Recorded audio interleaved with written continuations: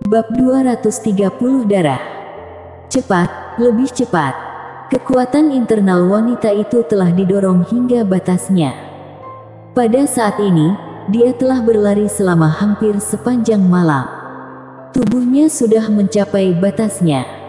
Tapi, dia tidak bermaksud berhenti. Saat lapar, dia makan makanan kering yang dia bawa dan saat haus, dia minum air sungai. Nyonya, aku akan membawa kabar kepadanya. Air mata menggenang di mata wanita itu, tapi dengan cepat mengering oleh angin. Sekarang, gelar Master Istana nomor 1 seharusnya menjadi milik Imelda. Tetua Slotty menghela napas. Barusan, dia berdiskusi dengan Imelda. Dia menemukan bahwa kekuatannya sendiri tidak lagi sebaik Imelda. Tetua Slotty, aku tahu kamu merendah. Jika kamu menggunakan kekuatan dewa pembunuh, aku mungkin bukan lawanmu. Imelda mengangkat bahu. Teman kecil Devan, bagaimana kamu membantu Imelda memulihkan kekuatan batinnya? Atau haruskah aku memotong meridianku sendiri agar kamu bisa membantuku menyembuhkannya juga? Kata Eiko, seorang master istana besar. Dia juga telah terjebak dalam kemacetan selama bertahun-tahun. Nyatanya, kelima master tersebut telah terjebak dalam kemacetan selama bertahun-tahun. Mereka telah berlatih hingga batas dari apa yang dapat dikembangkan oleh bakat mereka. Kali ini Imelda menerobos kemacetan asli setelah disembuhkan oleh Devan, membuat mereka sangat iri.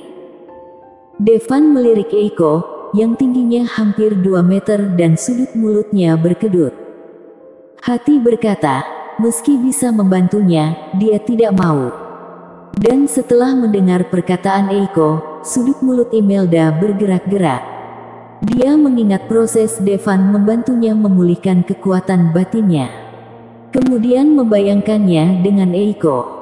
Tes-tes, dia bahkan tidak berani membayangkannya. Dia baru saja membantuku memulihkan pelatihan, itu pasti telah memberikan banyak kerusakan untuknya, jadi jangan membuat masalah lagi. Imelda terbatuk. Ahem, aku hanya bercanda dengan kakak Devan. Eiko tersenyum jujur. Basis pelatihan para senior seharusnya terjebak di ranah sebelumnya selama bertahun-tahun kan? Devan memandang mereka. Aku akan jujur teman kecil Devan, aku telah terjebak dalam kemacetan selama 18 tahun. Eiko menghela napas. Upaya menentukan batas bawah dan bakat menentukan batas atas. Bakat saja tidak cukup, tidak peduli seberapa keras dia berusaha, batas atas sudah hancur. Seorang pria hebat pernah berkata, seorang jenius terbuat dari 99% keringat dan 1% bakat. Kalimat ini sudah menjadi motto banyak orang. Namun nyatanya, ada kalimat lain di balik kalimat ini. Yaitu, seringkali 99% usaha tidak sebaik 1% bakat itu. 99% usaha mungkin tidak sebaik 1% bakat orang lain. Sama seperti Devan. Total waktu seni bela diri tidak melebihi 3 tahun. Tapi latihan seni bela dirinya jauh melampaui rekan-rekannya. Pertama, mungkin bakatnya luar biasa. Kedua, dia telah bergabung dengan darah binatang mitos kuno, Kirin. Kombinasi keduanya itulah yang menciptakan keberadaannya yang luar biasa. Bahkan Tetua Slotty tidak bisa melihat pelatihan Devan. Apalagi setelah Devan berubah menjadi Kirin, Tetua Slotty pun tidak memiliki kepercayaan diri untuk mengalahkan Devan. Apa kamu? Aku sudah terjebak selama 23 tahun. Master istana lainnya menghela napas. Untuk mengatakan jika itu adalah waktu yang terlama, aku ingat, saat aku bertemu denganmu, kamu berada di level pelatihannya saat ini bukan? Setelah bertahun-tahun, jangankan membaik, menurutku, malah telah banyak mengalami kemunduran. Kata Imelda. Saat Devan berlatih sendiri, jalannya mulus dan dia tidak pernah menemui kemacetan, dia tidak pernah menyangka bahwa kemacetan bisa begitu lama. Bahkan, melebihi usianya. Devan juga mempelajari beberapa cara untuk meningkatkan bakatnya dari kaisar pembunuh. Sebagian besar dari mereka perlu memurnikan darah hewan asing yang kuat. Sedangkan binatang itu pada dasarnya sudah punah sekarang. Bahkan jika menemukannya, itu pasti akan menjadi keberadaan yang sangat menakutkan. Bahkan master yang sangat kuat mungkin tidak dapat menghadapinya. Sama seperti Kirin yang ditemui kaisar pembunuh. Keduanya tampaknya setara. Namun nyatanya, kaisar pembunuh tahu bahwa Kirin itu sudah sangat tua dan akan mencapai akhir hayatnya. Apalagi saat bertemu, Kirin sudah terluka parah. Dapat dikatakan bahwa hanya ada setengah kehidupan yang tersisa. Tapi meski begitu, nyawa kaisar pembunuh hampir direnggut olehnya. Jika Devan tidak kebetulan mengenai Kirin secara tidak sengaja, maka di dunia ini, tidak akan ada lagi kaisar pembunuh. Devan juga tidak mungkin seperti ini. Sangat sulit bagi orang lain untuk mendapatkan darah binatang buas itu. Tapi Devan berbeda. Dia sendiri adalah bank darah itu. Devan memutar pergelangan tangannya dan 5 botol kecil muncul di tangannya. Dia berkata pada 5 master istana, 5 senior, ini adalah darah dari beberapa binatang aneh yang aku dapatkan secara kebetulan. Jika disempurnakan, itu dapat membantu kalian menembus kemacetan. Inilah yang dia persiapkan sebelumnya untuk 5 master istana. Darah asing. Setelah mendengarkan ucapan Devan, mereka berlima terkejut. Master lain mungkin tidak tahu bagaimana meningkatkan bakat mereka dengan memurnikan darah binatang buas. Tapi mereka tahu. Bagaimanapun juga, mereka adalah monster tua yang telah hidup lebih dari 100 tahun. Tapi, darah binatang buas ini sangat berharga. Namun Devan bersedia memberikannya pada mereka sebagai hadiah. Tak heran Devan mampu berubah menjadi binatang buas. Ternyata Devan benar-benar mendapatkan darah binatang buas. Secara umum, memurnikan darah binatang buas tidak akan berpengaruh pada master. Tapi dalam kasus yang sangat beruntung, beberapa variasi juga ada. Itu adalah kebangkitan darah binatang buas. Bahkan jika semua makhluk di dunia ini pada akhirnya berasal dari nenek moyang yang sama. Dengan kata lain, semua garis keturunan sebenarnya sudah diketahui. Nenek moyang manusia juga merupakan hewan liar. Namun, dengan berlalunya waktu, dengan iterasi reproduksi, darah menjadi semakin tidak murni. Perlahan, berbagai spesies terbentuk. Sebenarnya, para master memiliki kemungkinan yang sangat rendah bahwa setelah memurnikan garis keturunan binatang buas, mereka dapat beresonansi dengan garis keturunan tersebut, yang pada gilirannya akan menyebabkan fenomena kembali ke leluhur. Itu adalah animalisasi. Setelah master berubah menjadi binatang buas, kekuatan tempurnya akan langsung meningkat berkali-kali lipat. Sama seperti Kirin Devan, tidak satu pun dari 5 master yang bisa menghentikannya. Melihat setiap botol berisi sekitar 10 hingga 20 ml darah, mereka berlima merasa luar biasa. Namun, darah binatang asing ini sangat berharga. Hanya klan Hiden yang punya sedikit peluang untuk melihatnya.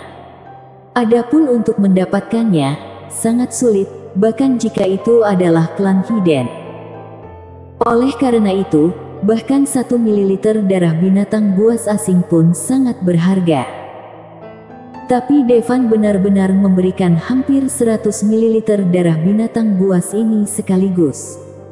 Ini luar biasa. Jika ini dijual, mereka khawatir bahkan dengan latar belakang keluarga Tommy, belum tentu dapat membelinya. Intinya, benda ini ada harganya tapi tidak ada pasarnya. Jadi tidak bisa dibeli dengan uang. Teman kecil, kami tidak bisa menerimanya. Meskipun beberapa master sangat rakus akan darah binatang buas asing ini, tapi pada akhirnya, mereka menggelengkan kepala. Bersambung.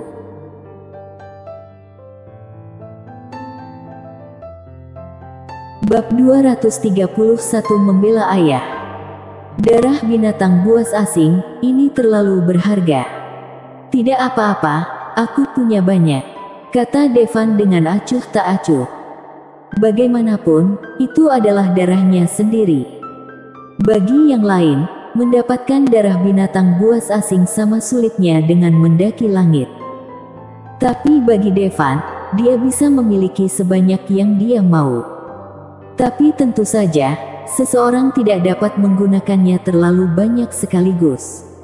Namun, meskipun Devan telah menganggap beberapa master istana sebagai teman, tapi dia tidak mengatakan bahwa darah itu diambil dari tubuhnya.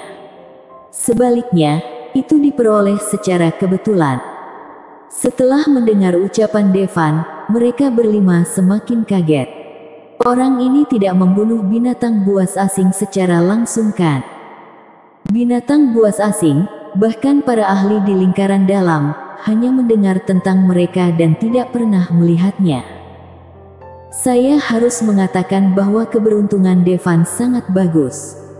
Terlebih lagi, bahkan para master besar di lingkaran hanya pernah mendengar tentang binatang buas asing. Sebagian besar langsung dibunuh oleh binatang buas asing itu. Karena Devan berkata demikian, mereka tentu saja tidak keberatan menerimanya.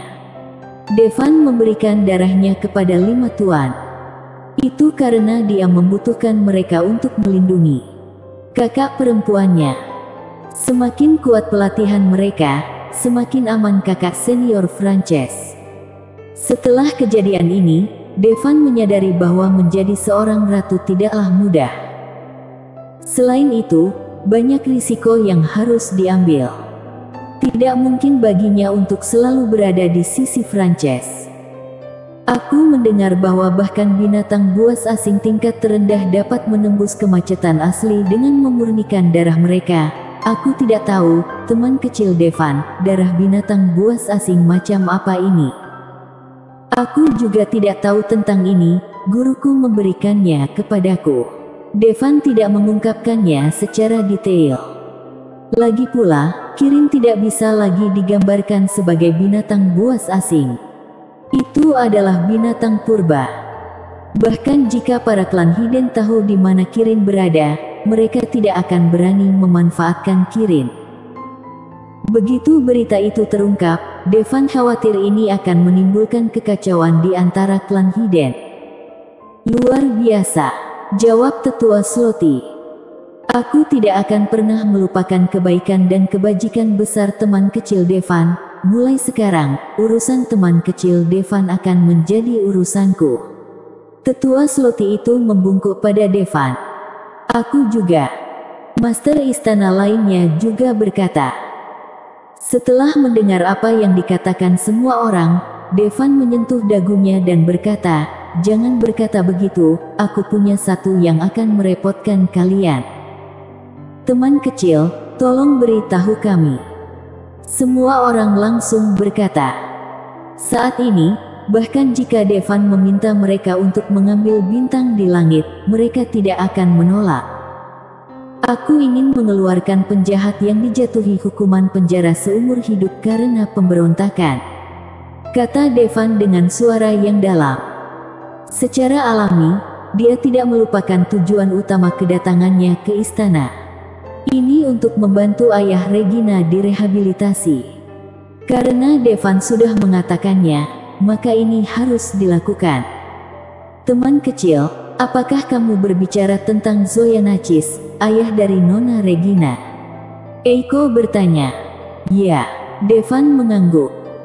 Melihat tidak ada tanggapan dari banyak orang, Devan berkata langsung, jika kalian tidak bisa melakukannya, lupakan saja, aku akan pergi ke ratu. Tidak, teman kecil Devan, kamu salah paham, kami bukannya tidak bisa melakukannya, tapi kami tidak menyangka permintaanmu akan sesederhana itu. beberapa master senior berkata dengan cepat. Untuk Regina, Devan ingin membela ayahnya. Itu adalah hal yang sulit untuk dilakukan. Tapi untuk beberapa master, ini sangat mudah. Lagi pula, mereka memiliki hak untuk tidak berlutut di pengadilan. Bahkan, status mereka masing-masing melampaui status Ogen. Yang aku butuhkan bukan hanya membebaskan Zoya, tapi juga merehabilitasinya, kata Devan setelah mendengar ucapan mereka. Setelah mendengar kata-kata Devan, beberapa orang menjadi malu. Apakah kalian tidak bisa melakukannya? Devan mengerutkan kening. Bukannya tidak bisa, tapi teman kecil, kami harus menjelaskan bahwa mudah bagi kami untuk melepaskan Zoya. Tapi jika untuk merehabilitasi, dalam hal ini, jika hasil akhirnya dikonfirmasi bahwa dia bersalah, akan sulit untuk mengeluarkannya ketika saatnya tiba. Tetua Sloti berkata dengan suara yang dalam. Apa yang disebut rehabilitasi berarti bahwa kasus tersebut akan diajukan untuk persidangan ulang dan akan diumumkan ke dunia. Lebih dari 10 tahun telah berlalu sejak kasus Zoya. Orang-orang sudah lama melupakannya. Kalau dibawa lagi untuk dicoba. Dan pada akhirnya Zoya dinyatakan bersalah, Zoya bahkan tidak bisa memikirkan konsekuensinya selama sisa hidupnya. Devan sedikit terkejut. Dampaknya terlalu besar. Dia merasa lebih baik meminta pendapat Regina. Memikirkan hal ini, Devan akhirnya mengeluarkan ponselnya dan menyalakannya. Sebelumnya, Devan takut Regina akan menelepon untuk menghentikannya, jadi dia langsung mematikan ponselnya, kemudian menghadapi berbagai masalah dan tidak punya waktu untuk menyalakannya. Devan baru saja menyalakan ponselnya dan mendapat panggilan dari Cherry. Ya benar, telepon terhubung. Begitu panggilan tersambung, suara terkejut Cherry terdengar dari ujung telepon. Jelas sekali, dia telah menelepon telepon sebelumnya Devan. Untungnya Devan memiliki pandangan jauh ke depan, jika tidak, dia akan kesal sampai mati oleh Cherry. Devan, apakah itu kamu? Lalu, suara yang familiar terdengar. Itu adalah suara Regina, suaranya penuh kecemasan dan kekhawatiran. Selama periode ini, dia hampir mati karena khawatir. Nona Regina, ini aku, jawab Devan. Senang kamu baik-baik saja. Regina hampir menangis kegirangan. Bagaimanapun juga, ada banyak peristiwa besar di istana akhir-akhir ini. Devan terlalu berani untuk menculik ratu. Kabarnya menteri negara juga diculik. Ratu tidak mempersulitmu kan? Regina bertanya. Ahem, tidak, tapi aku. Devan ingat bahwa saat semangat Kirin di tubuhnya bangkit, kakak senior Frances membantunya. Apa maksudmu? Regina tidak bereaksi. Tentu saja, Devan tidak akan memberitahunya bahwa kata ini perlu dibaca terpisah. Pengemudi pemula tanpa 10 tahun pengalaman berkendara tidak akan pernah mengerti. Ahem, jangan bicarakan ini Nona Regina. Kamu punya dua pilihan sekarang. Yang pertama adalah melepaskan ayahmu secara langsung agar kalian bisa bersatu kembali. Pilihan kedua adalah membantumu ayah direhabilitasi. Bagaimanapun ada risiko tertentu. Jika hasil sidang terakhir membuktikan jika ayahmu bersalah, maka ayahmu tidak akan memiliki kesempatan untuk keluar lagi. Yang mana yang kamu pilih? Devan mengubah topik pembicaraan. Regina terdiam. Setelah sekian lama, dia menarik napas dalam-dalam dan berkata, Devan, aku tidak akan memilih salah satu dari mereka, aku ingin kamu aman dan sehat. Dulu, arti hidup Regina adalah membela ayahnya. Untuk itu, ia tak segan-segan mengorbankan nyawanya. Tapi sekarang, dia berharap Devan aman dan sehat. Dia tidak ingin Devan mengambil risiko lagi untuknya. Devan kaget. Lalu segera bereaksi untuk menggodanya, Nona Regina, pikirkan baik-baik, ini satu-satunya kesempatanmu untuk membela ayahmu. Bersambung.